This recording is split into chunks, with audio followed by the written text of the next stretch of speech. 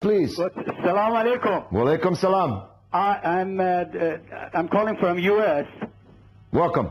I met you in your recent trip to U.S. in Phoenix, Arizona. Oh, wonderful. 108 degrees. Perfect. Well, it was a good day when you showed up. Thank you. We took a couple of pictures. Well, thank you. Your trip to U.S. was very much enlightening, to say the least. Thanks. Now, my reason calling you is just to confirm the big participation of Iranian in this round. I was the head of the polling place in Tucson, Arizona. And if you allow me, I want to mention the type of the participation we had compared to 84. Yes. On 84 was about 30 or 35 Arizonans in Tucsonans voted. This time around, it was 110. 3 of them was default by writing the wrong name. But among 107 of them, I'm just saying this just because I like to be transparent. Transparency is the reason I'm saying this. Among 107, 1 went to Karoubi, Mr. Karoubi. 6 went to Mr. Ahmadinejad, and 100 of those votes went to Mr. Mousavi. Saying that, it doesn't mean in Iran the election went the same way. But nonetheless, because of the transparency, I like the itemized version of the voting, just to make the confusion go away, and I am positive you will be with me on this regard. Well, I think that's an absolutely fascinating call. It's a fascinating call from many different angles.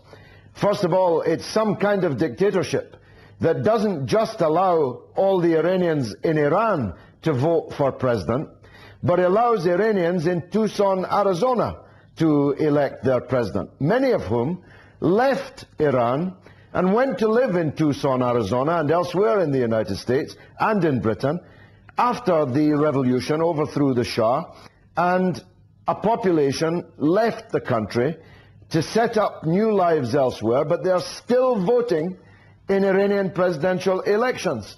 And I salute that. That's a remarkable piece of national cohesion. It's secondly very interesting because it confirms what, if you think about it, it's perfectly logical that Iranians living in Tucson, Arizona would rather have the opposition in power than the president in power. That's one of the reasons they're living in Tucson, Arizona.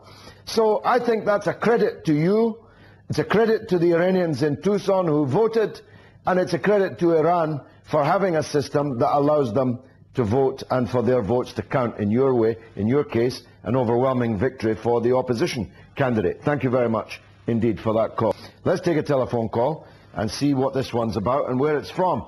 Yes, caller, hello. Hello. Hello. Hello, is that me? Yes, go ahead, sir. Oh, sorry, I didn't know it was me. It's okay, go ahead. Yeah, I'm calling from England. Yes. Yeah, with regard with, you mentioned about democracy in Iran. Yes. Well, the democracy is what you got in England, not what we got in Iran. Well, we have our own form of democracy. It's a different form. And you got a good one. Well, I think so too. And I'm English, I'm British, and I'm proud of many aspects of our political system. But the point is, it's our political system, and nobody else has the right to dictate what it should be. Yeah. May I talk? Yes, go ahead. Yeah.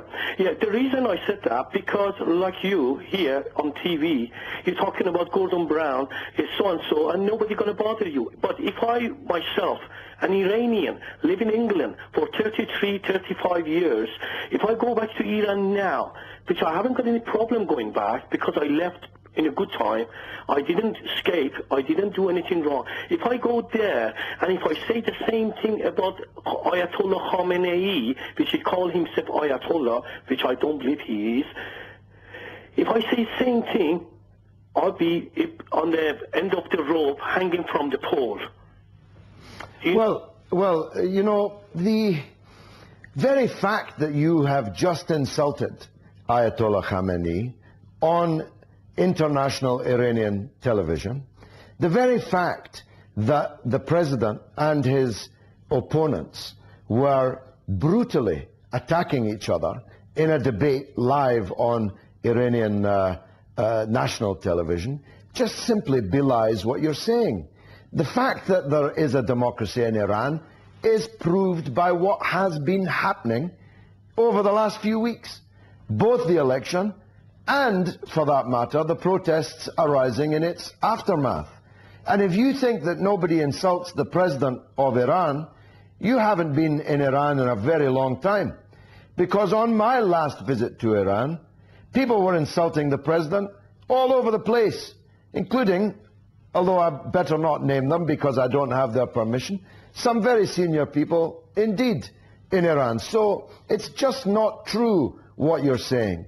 Now, of course, the religious importance of the supreme leader, Ayatollah Khamenei, and that's a title that you're not entitled to deny him, I can assure you of that, any more than I am, is a revered figure, has a special place in the Iranian constitution, is a product of the Islamic Revolution. Iran is an Islamic country that came into being in its modern form as a result of a revolution, which overthrew a dictatorship. It drew up a constitution. Its constitution is its constitution. Its democracy is its form of democracy. And they're as entitled to their form of democracy as I am entitled to the democracy in my own country. Let's take another telephone call. Yes, hello, caller. Hello, Mr. George. Yes. My name is Zulfikar. I'm calling from Houston, Texas. I would like to give a comment on the Iranian election. Yes. Well, apparently, as you know, Iran has been suffered many dictatorship previously. Now they got independence and legal way to reach their voice to the public. Now they elected Mr. Ahmadinejad. Ahmadinejad is a legally elected president. Mr. Ahmadinejad deserves all the credit. The three other candidates, apparently they do not understand.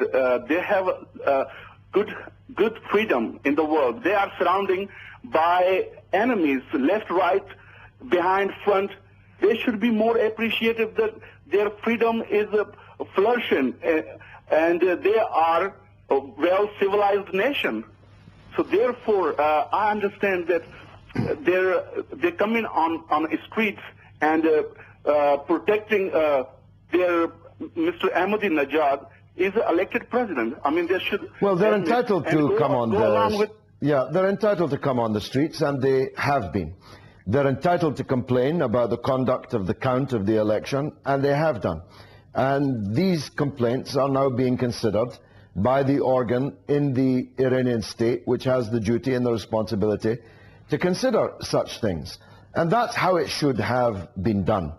The fact that these protests have led to bloodshed and some violence has been deplorable.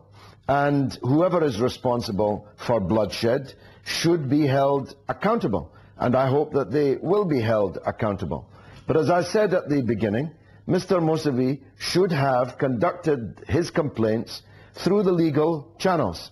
And if he had done, then we wouldn't perhaps be in the political crisis that we are today. His majority was 11 million. Ahmadinejad got 11 million votes more than the second place candidate.